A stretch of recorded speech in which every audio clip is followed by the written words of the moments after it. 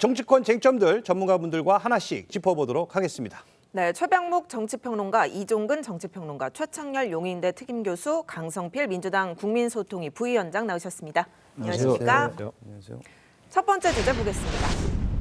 국민의힘 소식부터 짚어보도록 하겠습니다. 한동훈 대표는 정점식 전 정책위 의장 사퇴 하루 만에 김상훈 의원을 정책위 의장으로 내정했습니다. 그 배경과 각오 함께 들어보시죠. 친소관계라든가 뭐 그런 거를 따지지는 않아요. 김상훈 우리 의원님께서는 저랑 그렇게 아주 가까운 개인적인 어떤 그런 우정을 나눌 기회는 없었고, 지난 전당대회에서도 저를 위해서 뛰시거나 그런 분은 아닌데요. 대단히 정책적으로 뛰어나신 분이고. 저는 개파 프레임을 되게 싫어하는 사람이라서 최고위 석상에서 4대5, 5대4 그렇게 불거질 일이 사실은 없습니다. 우리는 집권 여당으로서 윤석열 정부가 성공으로 가는 로드맵에 우리 당도 힘을 보태야 된다. 김상훈 의원은 대구 지역 4선 중진 의원으로 이 정책통으로 불리우고 있습니다. 이 정책위 의장으로 내정한 이 배경 어떻게 보십니까? 글쎄 지금 한동훈 대표가 얘기했듯이 바로 개파색이었다. 뭐 이런 걸로 보입니다. 그러니까 먼저 정점식 전 정책위 의장을 이제 사표를 받은 데에는 이제 워낙 친윤계의 지원이 많다 이렇게 돼 있잖아요. 예. 그러니까 그보다는 좀 개파색이 옅은 쪽으로 가서 그렇다고 해서 뭐 친한동훈계다 이렇게 얘기하기도 어려운 상황이니까 그래서 제가 보건대는 이제 아마 친윤계라는 쪽에서 친윤계인 정점식 전 의장을 교체한 데 대해서는 불만이 있겠지만 김상훈 의원, 이 뭐 친윤계도 아니고 친한동훈계라고 얘기할 수도 없는 뭐 이렇게 개파색이 엷은 사람을 후임으로 그러니까 내정했다는 부분에 대해서는 또 큰 불만이 없을 것 같거든요. 그렇기 때문에 아마 친윤계의 불만 이거를 어느 정도 진정시키고 잠재우는 데에 김상훈 의원이 좀 그 역할을 하지 않을까 하는 기대감. 뭐 이런 것들이 종합적으로 고려돼서 한동훈 대표가 김상훈 의원을 지명하지 않았을까 이렇게 봅니다. 알겠습니다. 네, 그렇군요. 이 지도부 구성을 지금 보면요. 원내대표 추경호 원내대표는 3선이고 새로 의장으로 임명된 김상훈 의원은 4선으로 선수가 더 높습니다. 그래서 본인은 뭐 개파색이 옅고 개파에 치중하지 않는다고 이야기를 했지만 혹시 원내대표 견제형으로 뭐 4선을 찾아서 임명했는가라는 견제형이라는 시각에 대해 어떻게 보십니까? 근데 뭐 선수가 하나 높다고 그걸 가지고 그 부분을 가지고 견제한다 안 한다 그렇게 보는 건 좀 아닌 것 같고. 예. 근데 김상훈 의원이 아까 4대5, 5대5, 5대4가 별로 의미가 없다. 근데 그렇지 않죠. 최고위원회에서 아주 예민한 이슈가 이제 불거지면 그땐 친윤과 친한의 그 성향이 드러날 겁니다. 김상훈 의원은 아까 우리 최 의원 잘 말씀하신 것처럼 대구 출신이고, 그러니까 뭐 사실 뭐 보수의 이제 지역 기반을 가진 곳이고 행정고시 출신이니까 정책통이고. 또 친한 성향이 두드러지지도 않고 반윤 성향이 그렇다고 두드러지지 않으니까 뭐 크게 이제 용산의 심기를 건드리지 않을 수 있다 이런 생각이 드는데 아무튼 앞으로 이제 여러 가지 이제 한동훈 체제가 어떤 모습을 보이냐에 따라 달라지겠습니다만 예. 이런 논의 자체가 앞으로는 없어져야 돼요. 절대로 이 무슨 친윤이다, 친한이다 이거는 뭐 자연스럽게 존재하는 거긴 한데 예. 대통령실 저도 뭐 용산의 심기 이런 표현을 썼습니다만 그게 현실이었어요 사실은.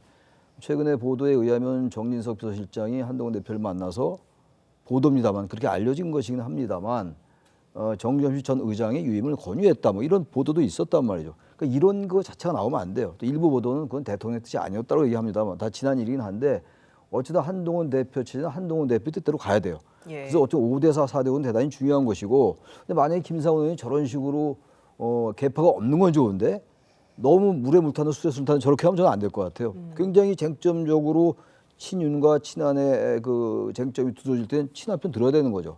뭐 그걸 의식을 했겠죠. 한 대표가 단지 이제 김상훈 정책의장은 아직 뭐 완전히 임명되지 않았습니다만 아마 저렇게 수사적으로 저런 표현을 한 게 아닌가 이런 생각이 듭니다. 자, 뭐 지금 말씀하신 것처럼 5대4, 4대5가 중요하다고 말씀해 주셨는데 자, 지명직 최고위원회는 친한계 김종혁 전 조직부총장이 내정돼서 최고위 9명 중에 과반 이상이 친한계 인사로 채워지게 됐다 이런 평이 나오고 있습니다. 자, 한동훈 대표의 리더십 좀 탄력을 좀 받을까요? 그렇습니다. 지명직을 김종혁 원외위원장으로 지명한 것이 리더십과 관련해서 굉장히 큰 어떤 역할을 할 것이다 이렇게 봅니다. 왜냐하면 예. 자, 좀 전까지 김상훈 정책위 의장 얘기를 했잖아요. 그 정책위 의장이 대구 출신이에요. 원래 대구가 아닐 수도 있었어요. 왜냐하면 원내 추경호 원내대표도 대구잖아요. 그러니까 원내에서의 가장 큰 역할을 할 원내대표와 정책위 의장이 똑같이 TK 출신이기 때문에 사실 TK가 아닌 쪽으로 하지 않을까라는 생각도 했었습니다. 네. 송석준 의원이라든지. 예. 그런데 그쪽을 TK로 하니까 역으로 지명직을 아예 그 수도권으로 그러니까 김종혁 위원장으로 하면서 개파색이 옅은 그런 이 연착륙을 위한 김상훈 정책위 의장을 임명한 대신 지명직은 아주 강하게 한동훈 대표를 옹호할 수 있는 그런 스피커 역할을 할 수 있는 지금 그 김종혁 전 조직부총장으로 임명을 했습니다. 5대4, 4대5의 리스크는 일단 제거를 했지만 그러나 이 안에서 지금 한동훈 대표가 추구해야 할 개혁, 그러니까 지금 총선의 반영, 총선의 민심 당심 반영, 또 전대에서 나타난 민심 당심 반영을 하려면 지금까지와는 다르게 지금 윤석열 정부가 못했던 것들을 다 보완해야 되거든요. 그러려면 당이 지금까지 그냥 온전하게 적당히 지나가는 것이 아니라 이제부터 무엇을 해야 하겠다라고 선언을 하면서 치고 나가야 되는데 그때 만약에 찐윤 최고위원들이 반대를 했을 때 그것을 맞서서 대항할 수 있는 그런 실질적인 최고위원이 누구냐 했을 때 첫 손에 꼽을 수 있는 사람이 전 김종혁 원내위원장이라고 생각을 합니다. 그래서 이 지금 그 임명이야말로 사실상 정책위 의장보다는 훨씬 더 친한의 어떤 전위적인 어떤 조직을 구축했다라고 할 수가 있겠죠. 그렇군요. 한동훈 대표는 어제 여의도에서 황우여 전 비대위원장 등 전직 지도부와 함께 오찬을 했는데요. 다음 주에는 중진 의원들과 연쇄 오찬 회동을 갖습니다. 한 대표가 물론 압도적인 당심으로 당선이 됐지만 이제 뭐 관건은 원내 의원들의 민심을 좀 어떻게 얻을 건가 이런 이야기도 나오던데요. 일단 한동훈 대표로서는 눈앞에 닥친 과제가 특검법입니다. 어쨌든 예. 본인이 전당대회 과정에서 3자 특검 추천에 대해서 말을 했고 어쨌든 그 3자 특검 추천으로 인해서 특검 재표결에서 8표 이탈을 막았기 때문에 한동훈 대표로서는 이 다음 스텝으로 넘어가서 본인의 성과물로 가져오고 싶어 할 겁니다. 또 앞으로 본인이 또 대선 가도록 가야 되는데 이 특검법을 본인이 통과를 시키게 되면 중도층에 대한 확장도 있을 것이고 또 공정하다는 이미지도 동시에 얻게 될 거기 때문에 한동훈 대표로서 상당히 욕심나는 과제가 될 것입니다. 하지만 보니까 조경태, 권성동 뭐 이런 분들이 계시는데 권성동 같은 경우 대표적인 친윤 아니겠습니까? 그래서 그 자리에서 어쨌든 만족스러운 결과를 얻긴 어렵겠지만 어쨌든 당대표가 당을 이끌어가는 과정에서 잘 운영을 한다면 당연히 리더십은 세워질 것인데 한 번, 두 번 만나서 본인의 리더십이 세워지기는 어려울 것 같다. 그렇게 보여집니다. 자, 뭐 리더십 얘기를 해주셨는데, 자, 그런데 사의를 표명했던 친윤계 정정식 전 정책위의장은 이 오찬에 불참했다고 합니다. 이유가 건강상 이유라고 했는데 일부에서는 불편한 심기를 드러낸 거 아니냐 이런 해석도 나오고 있거든요. 앞으로 이 친윤계의 이런 불만 계속 나올 수 있을까요? 경우에 따라서는 아마 이제 이슈에 따라서 뭐 예를 들어서 뭐 특검법이라든가 아니면 뭐 다른 이제 한동훈 대표가 추진할 어떤 정치개혁 관련한 법률이라든가 뭐 이런 거에 따라서는 그 대통령실과 의견이 좀 차이가 있을 수 있잖아요. 이제 그런 부분에서 한동훈 대표가 대통령실 의견을 무시하고 뭐 당에서 그냥 그 아주 강력한 무슨 추진력을 보인다든가 했을 경우에는 아마 친윤계들은 굉장히 부정적이거나 아니면 비협조적으로 나올 가능성이 좀 높다고 보거든요. 근데 그거를 이제 한동훈 대표가 대통령실과 조율하고 그다음에 당내에 있는 뭐 친윤계의 대표적인 그 분들이 있잖아요. 그분들하고도 좀 조율해가면서 슬기롭게 어떻게 극복할 수 있느냐. 이게 이제 한동훈 대표의 리더십이 그 친윤계까지 이렇게 퍼질 수 있느냐 없느냐는 관건이 될 걸로 봐요. 그러니까 지금 뭐 예를 들어서 정책위의장을 저렇게 중립지대에 있는 사람 안 치고 뭐 지명직 최고위원을 친한계를 임명했다고 해서 뭐 리더십이라는 게 저절로 따라오는 게 아니거든요. 리더십은 그에 따른 여러 가지의 실적이 있어야 되고 그다음에 한동훈 대표가 취임한 이후에 뭐 지지율이 뭐 민주당을 또 압도해서 국민의힘의 지지율이 뭐 유난히 그 상승 기조를 탄다든가 물론 이런 여러 가지 지표들이 있어야 돼요. 아마 그런 부분을 한동훈 대표가 좀 노력을 좀 더 한다면 아마 시간이 좀 흐르면서 이 리더십은 점차 뭐 정착이 돼가겠지만 그렇지 않고 뭐 별 변화가 없다. 뭐 이렇게 되면 이제 친윤들이 도대체 한동훈 대표가 뭘 하고 있는 거냐. 하는 아마 이 반대의 목소리들이 곳곳에서 불거질 가능성도 있어서 제가 보건대는 아마 8월 한 달 정도가 좀 고비가 되지 않을까 싶습니다. 그렇군요. 한동훈 대표 입장에서는 이 전당대회 때 약속했던 제3자 추천 해병대원 특검법 앞으로 어떻게 끌고 나가야 할까 고민이 좀 될 것 같은데 이걸 두고 친윤계와 친한계가 좀 갈등을 빚을 수도 있을 것 같고 대통령실 입장도 중요할 것 같고 민주당 입장도 중요할 것 같고 어떻게 전개될 것 같다고 보십니까? 앞서들 다 말씀하신 것처럼 이제 해병대원 추천 특검을 이제 제3자 추천을 한다. 이게 예. 지난 전당대회 때 공약한 거예요. 공약한 거기 때문에 이 부분이 아마 대통령실과의 아주 가장 중요한 갈등의 지점일 겁니다. 아마. 다른 것과 달라서 이거는 대통령실 입장에서 볼 때 보다 더 이제 구체적으로 말씀드리면 윤석열 대통령 입장에서 볼 때 대단히 페이탈할 수 있어요. 치명적일 수 있다 이런 얘기입니다. 그래서 이게 어떤 면에서 볼 때 대단히 구조적이에요. 이 대립 이 지점이 말이죠. 결국은 그래서 이거는 아무리 정말 정교한 리더십을 구사한다 하더라도 말이죠. 대립 지점이 있을 수밖에 없는 것이기 때문에 전 민의를 보고 갈 수밖에 없다. 이제 이 한동훈 대표가 뭐라고 했습니까? 민심에 빠르게 반응하겠다 이런 얘기를 했어요. 예. 민심에 빠르게 반응하겠다는 얘기는 한동훈 대표가 대표가 되고 난 다음에 이 제3자 추천 특검에 대해서 밀어붙이겠다라는 말로 해석을 전 했습니다. 개인적으로. 근데 그렇지 않고 너무 친윤을 의식해서 조율하고 스킨십 늘려가고 이러면서 무난하게 간다? 저는 그러면 한동훈 대표의 리더십이 한계가 있다고 저는 생각해요. 그래서 한동훈 대표가 지금 이제 논점이 될 말이죠. 제3자 특검에 대해서는 의지를 분명히 해야 돼요. 그런 부분은 분명히 자기의 굵은 선을 가지고 가고 네. 그리고 여타의 약간 디테일한 부분들이 있어가지고 친윤들과 충분히 소통하고 이렇게 가야지 네. 이것도 아니고 저것도 아니고 전부 완강하게 가고 또 모두 또 디테일하게 간다 이렇게는 아무것도 안 될 겁니다. 큰 줄기는 자기 의지대로 가는 거예요. 그 대표로 그래서 63%로 당선된 거 아니겠어요? 당신 민심 말이죠. 근데 그렇지 않고 너무 친윤 의식하고 대통령실 의식하게 된다면 의외로 오히려 더 친윤에게 전 내몰 수 있을 것 같아요. 이럴 땐 강하게 갈 건 가고 그러나 다른 정책에 있어가지고는 충분히 당 외에서도 이재명 대표와도 대결점을 늘려가고 아마 그래야지 이제 이 한동훈 대표의 리더십이 공고해지지 않을까라고 생각합니다. 예.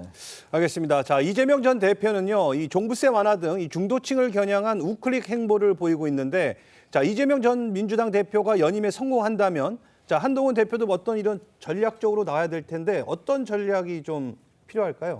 한동훈 지금 대표가 최근에 3연타석으로 안타를 쳤습니다. 홈런 절대 아니고요. 네. 뭐 3루타 아니고요. 안타. 안타는 맞습니다. 단타는 맞습니다만 단타였습니다. 제가 보기에는 어쨌든 TMF 사태 뭐 발빠르게 이야기하고 지적을 하고 하필이면 TMF 사태에 대해서 지적을 하자 바로 다음 날 정무위가 열렸거든요. 네. 물론 뭐 지적을 해서 정무위가 열렸다 이건 아니겠지만 그러나 그 이슈가 딱 연결되는 어떤 지점들이 있었어요. 그렇기 때문에 그 부분 또는 물가 문제, 사과와 관련된 물가 문제 그리고 간첩법과 관련돼서 그러니까 적국을 외국으로 못한 것. 물론 이제 민주당과 공방을 벌였지만 공방을 벌인 게 한 대표한테는 마이너스가 아니거든요. 어쨌든 그 이슈에 대해서 한 대표가 천착을 하고 있다. 그런데 제가 아까부터 단타라고 얘기한 건 중요한 건 뭐냐면은 전략, 그러니까 이런 정책들이 큰 이 한동훈표 브랜드가 돼야 돼요. 이를테면 지금 민주당이 강령을 바꾸려고 해요. 뭘로 바꾸려고 하냐? 이재명의 기본사회를 넣겠다. 이렇게 하거든요. 이건 이재명이라는 정치인의, 이재명 대표라는 정치인의 하나였던 브랜드가 돼버렸어요. 그런데 지금 윤석열 정부한테 필요한 건 사실은 윤석열 정부로 표명되는 어떤 브랜드 아젠다가 없다는 얘기거든요. 네. 그거를 보완해 주려면 한동훈 대표도 물론 여당 대표가 그것을 완전히 정책적인 것을 주도할 수는 없겠지만 그러나 한동훈이 나와서 이 당이 무엇인가 이슈를 주도하고 있다. 아젠다를 주도하고 있다. 그런 정도의 아젠다가 이제 나오면 사실상 이재명 대표가 하려고 하는 우클릭을 실제로 한다기보다는 내가 이쪽도 생각하고 있다라고 중도한테 계속 지금 이야기하고 있거든요. 이런 점에서 양쪽이 정책적인 어떤 부딪힘, 누가 더 내전쟁터로 상대를 끌고 올 것이냐. 그 전쟁이 벌어질 수 있다면 한동훈 대표가 정책적으로도 뛰어난 사람이구나라고 여길 수가 있다는 거죠. 네.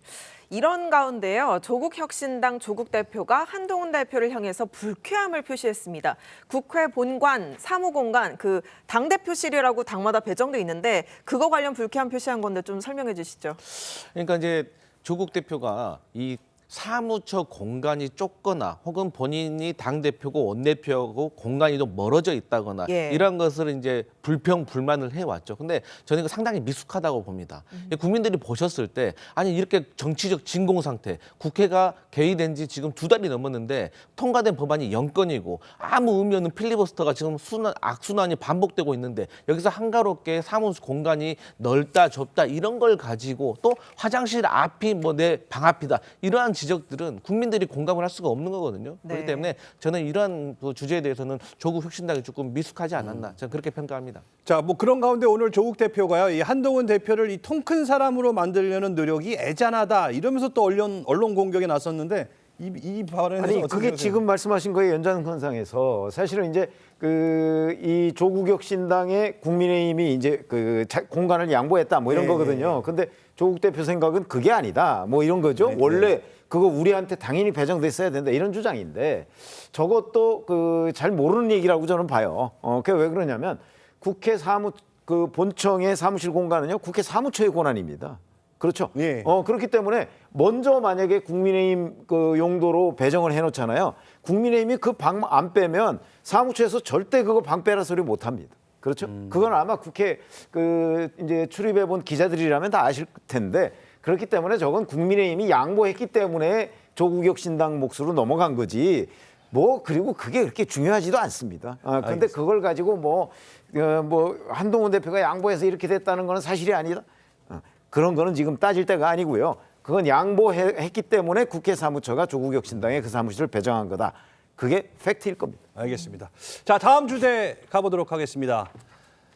민주당의 주도로 이진숙 방송통신위원회 위원장에 대한 탄핵 소추안이 가결됐습니다. 이 탄핵안 표결 전 진행된 이 과방위 현안 질의에서는 건강 문제로 불출석한 이진숙 방통위원장을 두고 여야의 설전이 오갔습니다. 직접 한번 보시죠. 이진숙 위원장 지금 화면 보듯이 어제 오후 용산 대통령실에서 멀쩡하게 임명장을 받았습니다. 그런데 국회에 제출한 불출석 사유가 무엇입니까? 허리가 아파서 병원에 입원했다는 진단서를 그게 냈습니다. 가방위 전체의 회피용으로 1일짜리 가짜 입원한 것 아닙니까? 4인 체제로라도 운영할 수 있게끔 이렇게 국회가 먼저 해야 될 일이 급선무지 지금 분명히 해법이 있고 이거 고칠 방법이 있는데 그걸 하지 않은 채 정말 기관 괴롭히기도 아니고 계속 부르고 이렇게 할 이유가 없다고 생각을 합니다. 과방위 야당 의원들은 이진숙 위원장 출근길 영상 등을 근거로 이 입원이 회피용 가짜 입원이다 이렇게 주장을 하고 또 여당 의원들은 의사 진단을 그럼 못 믿는 거냐 이렇게 반박을 하고 있는 공방 들으셨는데 정작 중요한 공방에서 좀 멀어진 동떨어진 이슈를 논의하고 있는 것 아닐까요? 이진숙 방통위 위원장을 내정했을 때부터 이제 시작이 됐습니다. 이 앵커께서 말씀하셨듯이 말이 안 되는 공방. 아마도 이진숙 방통위원장이 계속 자리를 고수할 때까지 사퇴하지 전까지는 이 장면이 계속 국민들 앞에 노정이 될 겁니다. 물론 민주당이 이야기한 대로 아니 아침에는 멀쩡했다가 오후에는 갑자기 아프냐? 하지만 이렇게 된 이유가 또 뭘까요? 지금 사상 초유로 탄핵이라는 것은 현직에서 벌어진 이 기관장의 어떠한 행위, 불법적인 행위거나 위헌적인 행위에 대해서 파면, 즉 직을 해제하는 행위입니다. 그런데 일을 하지도 않았는데 임명된 날 바로 탄핵을 했다. 이것 자체가 지금 말이 안 되거든요. 이진숙 위원장이라는 한 개인에 대한 증오 내지는 또는 뭐 이지메 같은 일본어 써서 죄송합니다만 이런 따돌림 이렇게 비춰질 수밖에 없는 상황입니다. 그러니까 이진숙 위원장이 지금 이 행위가 결코 정당화될 수는 없지만 그렇다고 해서 이진숙 위원장이 자신의 어떤 방어를 어느 정도는 또 해야 된다. 개인적인 어떤 방어가 뭐 그대로 모든 어떤 청문회니 아니면 또 청문회 끝나면은 국정조사니 하면서 지금 노정돼 있지 않습니까? 그 노정돼 있는 것을 어느 정도는 자기가 방어를 하겠다라는 행위에 대해서 지금 저는 여당이 이 정도의 어떤 해명, 의사진단 못 믿냐라는 것도 사실상 지금 코미디 같긴 하지만 네. 그럼에도 불구하고 이해할 수 있는 측면이 전 분명히 있다고 생각을 합니다. 자, 민주당의 주도로 이진숙 방송통신위원회 위원장에 대한 탄핵 소추안이 가결되면서 지난달 31일 취임한 이진숙 위원장은 며칠 지나지도 않아서 바로 위원장 직무가 정지가 됐어요. 그렇게 되죠.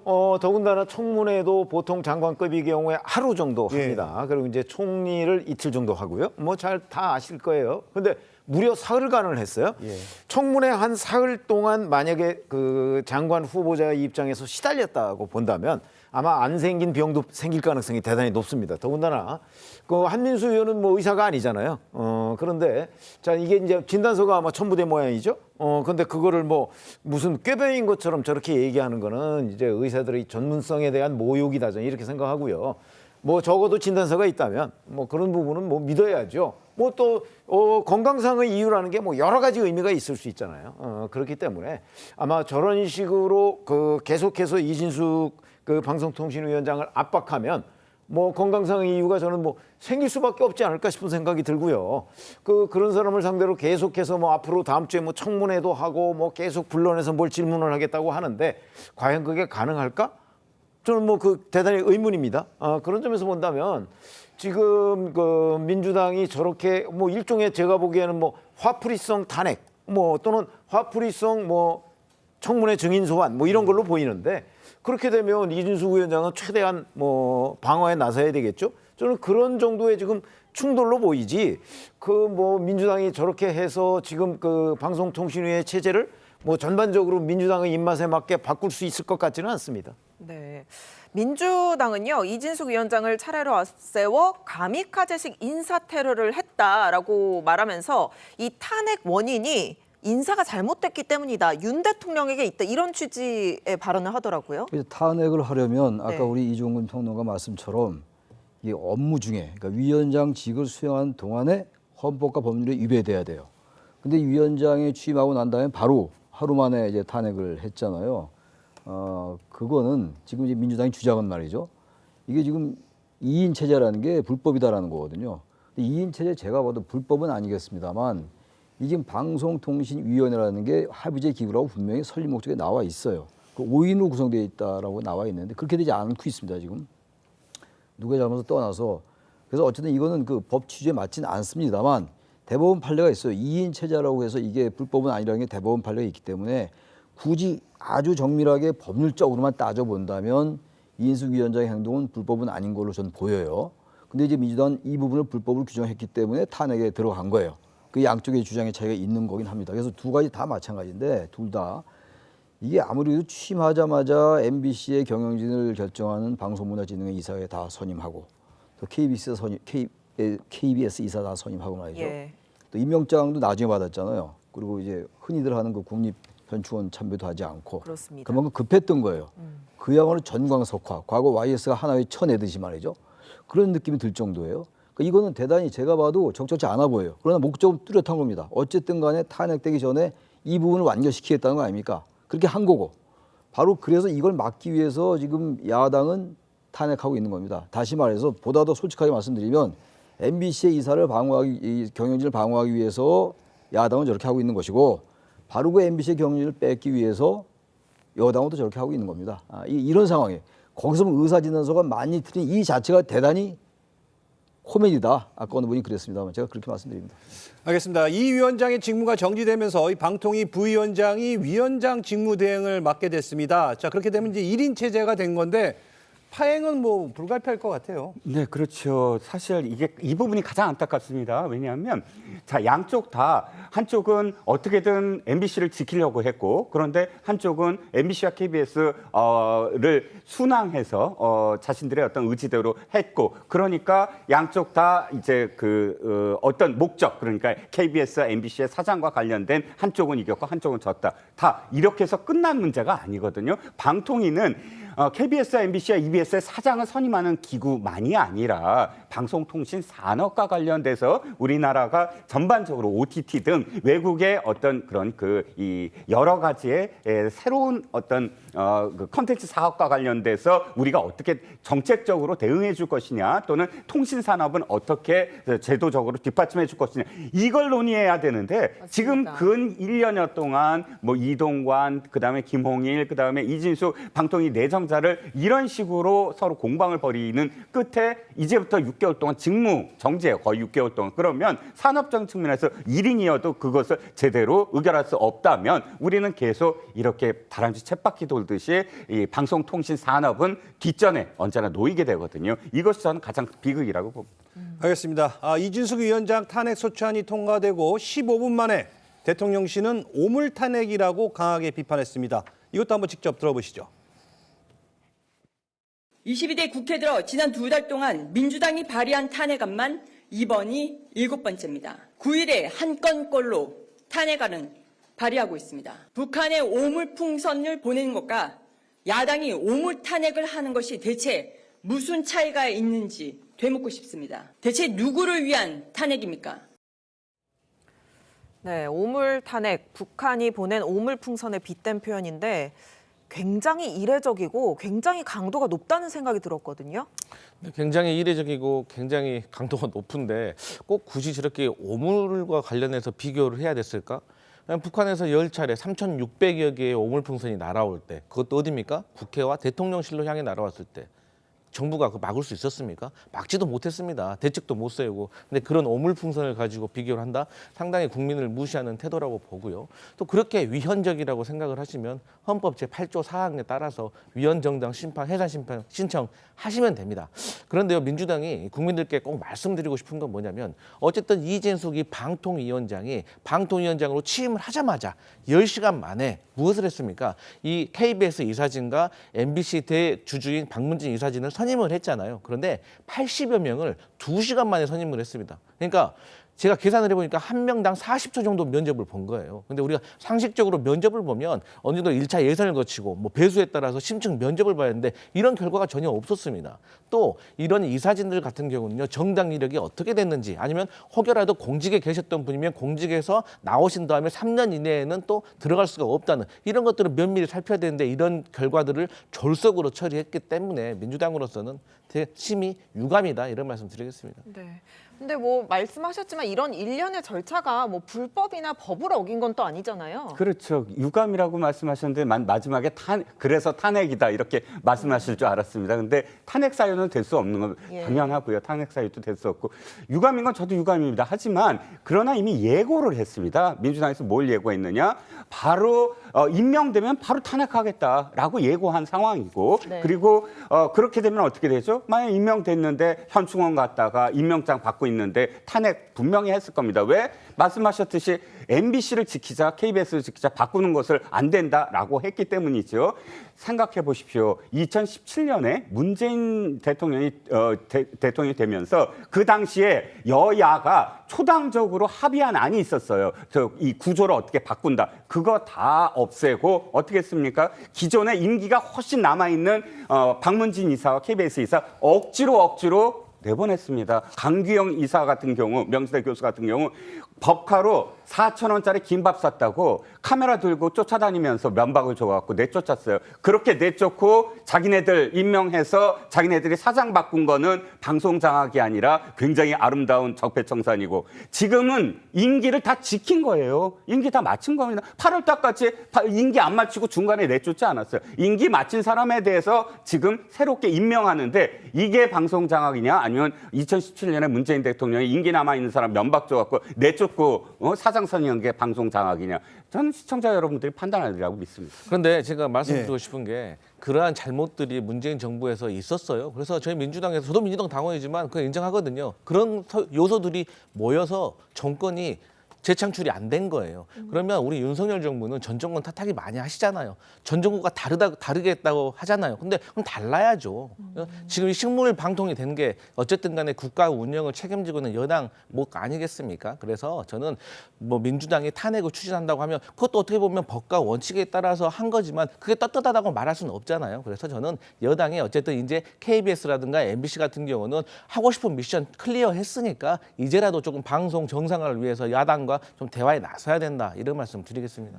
알겠습니다. 자, 아까 뭐 보신 것처럼 대통령실에서는 22대 국회 들어서 9일에 한 번꼴로 탄핵안이 발의되고 있다 이렇게 지금 직격을 했는데, 자, 이 국회가 민생 법안은 선 놓고 있다 이런 비판 쏟아지고 또 당연히 나올 수밖에 없는 아니, 것 같아요. 저런 비판 들어도 할 말 없죠. 민생 자체가 뭐 우리 뇌리에서 사라졌어요. 협치란 단어 없어진 지 오래됐고, 그래도 한때 협치란 단어 얘기할 때가 좋았던 것 같아요. 근데 지금 뭐 탄핵, 특검 이게 탄핵할 건 해야 되겠죠. 또 특검 필요할 때는 하는 거고 말이죠. 근데 지금 이거 옥석 구분하기는 좀 어려운데, 옥석을 가리긴 좀 어려운데 탄핵과 특검이 너무 무분별하게 말이죠. 어떤 것들은 제가 봐도 탄핵감도 있고 특검감도 있다고 봐요. 근데 이게 지금 같이 이제 이렇게 남용처럼 들리다 보니까 탄핵이나 특검에 대한 권위가 상실됐습니다. 탄핵이나 특검은 대단히 진중하고 아주 굉장히 엄중한 거예요. 그 탄핵이나 단어 굉장히 쉽게 사용하는데, 우리 과거에 탄핵하면 정말 뭐 박근혜 전 대통령 탄핵 때 이외에 잘 얘기 안 했던 겁니다. 과거의 조선시대 역사를 보면 이제 탄핵 상소 같은 거 많이 올리죠. 근데 지금 탄핵이 너무 지금 남발되고 있어요. 그럼 민주당에서 나오신 분 옆에 계십니다만, 지금 탄핵과 특검을 이 의석이 많다고 해가지고 너무 남용하는 측면이 분명히 있어요. 네. 그럼 민주당 반성해야 돼요. 그게 그렇게 되면 말이죠. 설령 국민의힘의 잘못 때문에 탄핵과 특검의 정당성이 있는 거라 하더라도 그 정당성마저도 훼손될 수 있어요. 그러니까 이 권력을 갈지, 입법 권력은 야당이 갖고 있는 거 아니겠어요? 민주당이 갖고 있는 것이기 때문에 권력을 너무 그렇게 함부로 사용할 게 아니다. 물론 대통령께서도 제2호권이 헌법상에 주어진 대통령의 권한입니다만 그렇게 함부로 남발할 게 아니듯이 말이죠. 야당도 입법 권력 그렇게 함부로 할 게 아니죠. 그 탄핵 특검을 몇 개입니까? 지금 제가 알기로는 지금 2달 만에 탄핵 특검이 15개가 넘는 것 같아요. 그렇게 해서는 안 되죠, 정치를. 알겠습니다. 자, 이준석 위원장은 헌법재판소의 심판을 받겠다고 밝혔습니다. 야당의 탄핵 추진 직전 사퇴한 이동관, 김홍일 전 위원장과는 달리 헌재의 판단을 기다리겠다, 이런 입장인데 그 배경은 뭐라고 보십니까? 아니, 이동관, 김홍일 이 두 방송통신위원장의 경우에는 이제 탄핵안이 국회에서 표결되기 전에 사퇴를 했죠. 예. 그 얘기는 만약에 헌재로 넘어가면 이게 뭐 최소한 5개월 내지 6개월 정도의 기간 방송통신위의 업무가 정지가 되거든요. 그러니까 이제 차라리 새로운 사람을 임명을 해서 청문회를 거치면 뭐 대략 한 달 정도면 이제 직무정지 상태를 풀 수 있다. 뭐 이런 아마 계산이 작용한 결과라고 봐요. 그렇기 때문에 민주당이 탄핵을 남발하면 그에 대항해서 결국 윤석열 대통령은 윤석열 대통령 나름의 방어권을 행사한 거예요.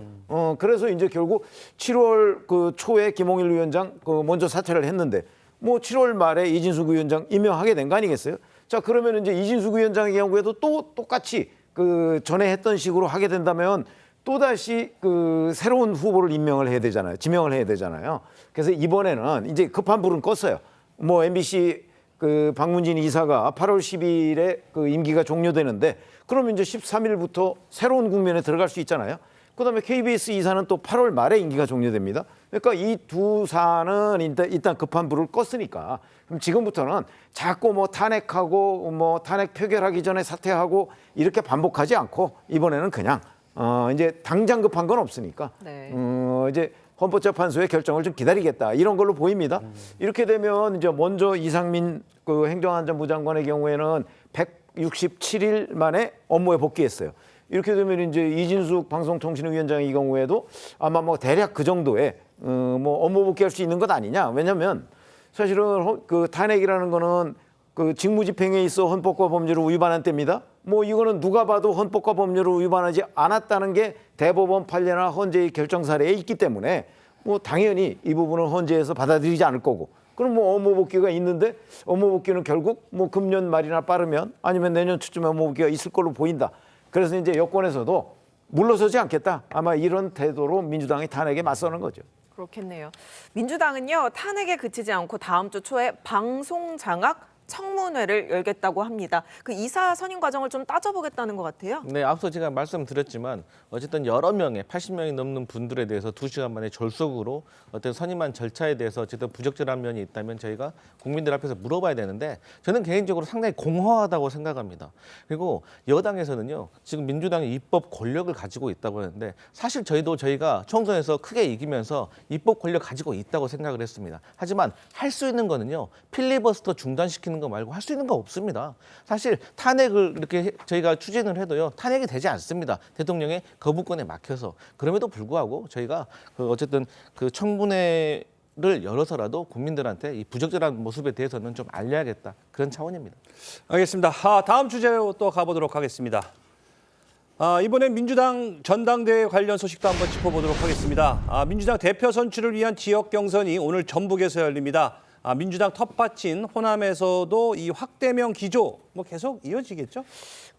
사실은 뭐 선거라는 거는 상대적인 거 아니겠습니까? 근데 이재명 후보와 이제 김두관 후보, 그다음에 김지우 후보 이렇게 셋이 지금 그 대표 경선에 출마했는데 이재명 후보가 아니라면 그러면 누굴 찍느냐? 뭐 이렇게 호소하는 민주당의 대의원이나 권리당원들이 많아요. 뭐 그런 점에서 본다면 뭐 확대명 기조는 뭐 이거 사실 그 전당대회 열리기 전부터 뭐 처음에 어대명, 확대명, 이제는 뭐 구대명이라는 언론 보도도 있더라고요. 이제 구대명은 90%가 넘게 대표는 이재명이다 이런 얘기인데 지금 김두관 후보가 이 뭐 뒷심발이도 전혀 하지 못하고 있습니다.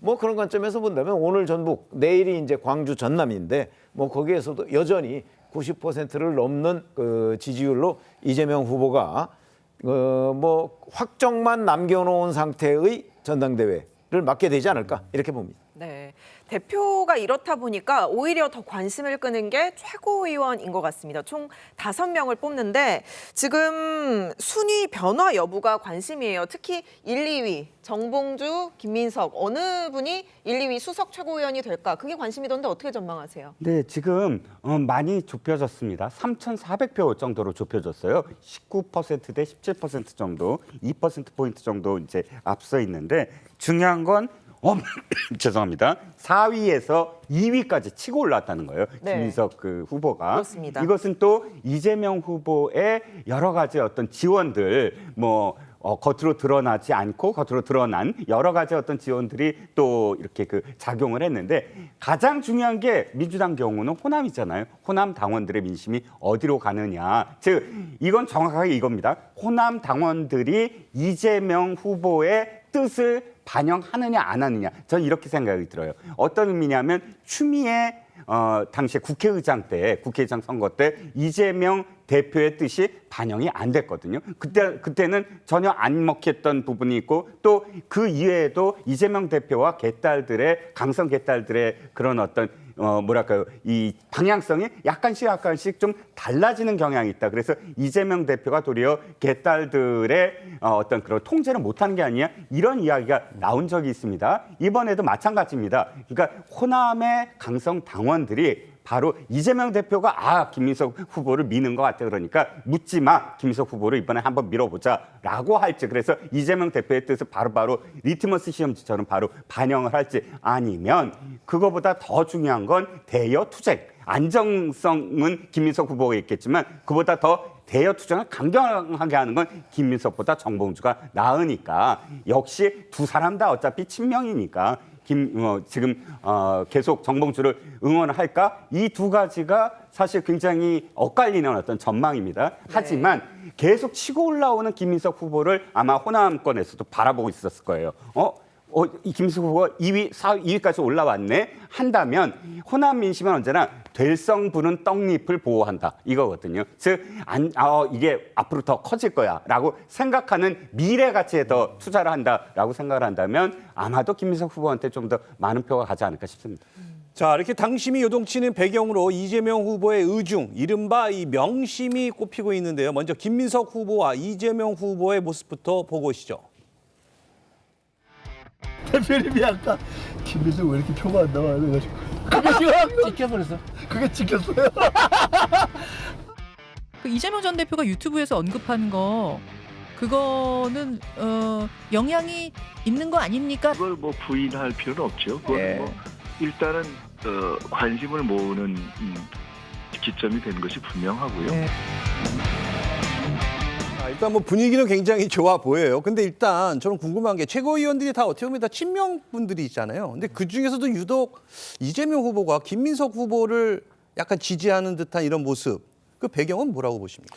제 개인적인 생각으로는 어쨌든 이재명 대표로서는 수석 최고위원이 딱히 정해진 권한은 없지만 어쨌든 상징적인 의미가 있는 자리입니다. 그렇기 때문에 조금 다선에 원내에 좀 안정적인 분이 최고위원이 되는 것이 이재명 대표로서는 당을 이끌어가기가 훨씬 수월한 거거든요. 그렇기 때문에 이제 우리가 항상 경계하는 것이 정치에서 예측 불허에 대해서 상당히 경계를 하는 거잖아요.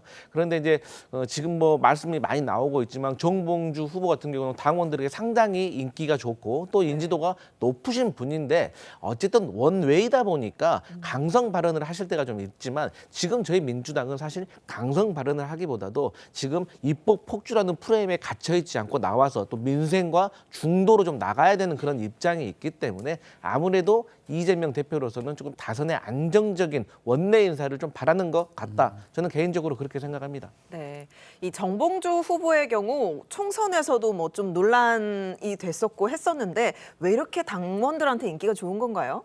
그거야 뭐 어제 오늘 얘기된 게 아니잖아요. 개혁의 딸이라는 분들, 강성 지지자들이 일반적인 중도층의 민심과 좀 괴리가 좀 있다고 저는 봅니다. 개인적으로. 그러나 어쨌든 그분들은 이재명 대표의 생각, 이재명 대표의 방향, 의지 이런 것들에 대해서 거의 뭐 좀 긍정적으로 말씀드리면 전폭적인 지지고 좀 부정적으로 말씀드리면 맹목적인 지지고 뭐 이런 거 아니겠어요. 그러니까 이제 정봉주 전 의원, 정봉주 후보는 워낙 뭐 막말도 많이 했던 걸로 알려져 있잖아요. 지금 말도 강성이고 말이죠. 이런 부분들이 그게 이재명 대표를 지지하는 강성 지지자들이 이게 이제 마음에 와 닿는 거예요. 근데 이재명 대표로서는 부담스러운 거죠. 지금 이재명 대표가 이른바 우클릭 정책을 많이 내놓는다는 거 아닙니까? 그런 상황에서 또 정봉주 의원이 정봉주 후보가 수석 최고가 되면 그 자체가 부담스럽지 않겠어요? 아마 그래서 김민석 의원 쪽에 마음을 실는 것 같고 그런 부분이 저는 반영될 수 있지 않을까라고 보는데 네. 아무튼 지금 우리가 뭐 최고위원 후보 얘기하고 있습니다만 큰 의미가 없는 것 같아요. 어차피 다 친명 그리고 전부 이재명 대표 뜻을 따로 여기 대해서 뭐 이견, 소신 이런 발언할 수 있습니까? 별 큰 의미는 없다라고 생각합니다. 자, 뭐 큰 의미가 없다는데 자 일단 뭐 선두 다툼 외에 또 굉장히 관심 있는 게 이 당선권이 5위를 과연 또 누가 하느냐인데 지금 이현주, 한준호 후보가 경쟁이 아주 치열한데 어떻게 예상하세요? 사실은 이현주 후보의 원래 고향은 그 부산입니다. 부산, 예. 그렇죠. 근데 부산 경선은 다 끝났어요. 근데 지금 한준호 후보의 또 원래 고향은 또 전북입니다. 근데 오늘 전북을 하잖아요. 그런 점에서 본다면 근데 두 사람의 표 차이가 이현주 후보가 현재까지는 5위입니다. 그리고 한준호 후보가 6위인데 두 사람의 표 차이가 0.09%밖에 나지 않아요. 불과 1,000몇백 표 차이밖에 나지 않아요. 이렇고 두 사람의 원래 고향까지를 고려해 본다면 아마 오늘 경선에서 한준호 후보가 5위로 올라올 가능성이 있고 이현주 후보가 6위로 떨어질 가능성이 있고요. 그리고 이제 한준호, 이현주 둘 다 사실은 지역구는 수도권이에요. 수도권을 아직 남겨놓고 있지만 거기서는 뭐 대략 비슷하다고 보고 그럼 이제 오늘 전북에서 뒤집고 광주 전남, 내일 광주 전남이거든요. 뭐 거기도 그 오늘의 분위기가 아마 거의 이어질 가능성이 있다고 본다면 조금 아직은 섣부르지만 결국 5위 싸움이라는 건 굉장히 중요합니다. 5위는 최고위원이 되고 6위는 최고위원이 안 되는 거예요. 그런데 이런 점에서 이현주 후보가 위기에 봉착했다. 위기다. 저는 그렇게 봅니다. 자, 투표율도 한번 보겠습니다. 지금 현재 30%대 초반으로 저조한 투표율을 기록해서 이 컨벤션 효과를 누리지 못한다. 이런 지적도 나오고 있는데 민주당이 투표율 낮은 이유 뭐라고 보십니까? 좀 아픈 부분인데요. 제가 솔직히 말씀드리면 지금의 전당대회의 어떤 기조, 방향, 결정, 그러니까 미리 예측할 수 있는 이 결과가 당원들이 생각하는 이 결과와 크게 다르지 않은 거예요.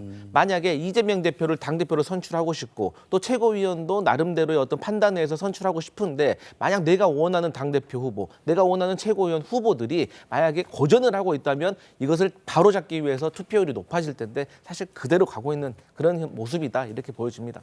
알겠습니다. 지금까지 정치권 쟁점 짚어봤습니다. 감사합니다. 감사합니다. 네, 감사합니다.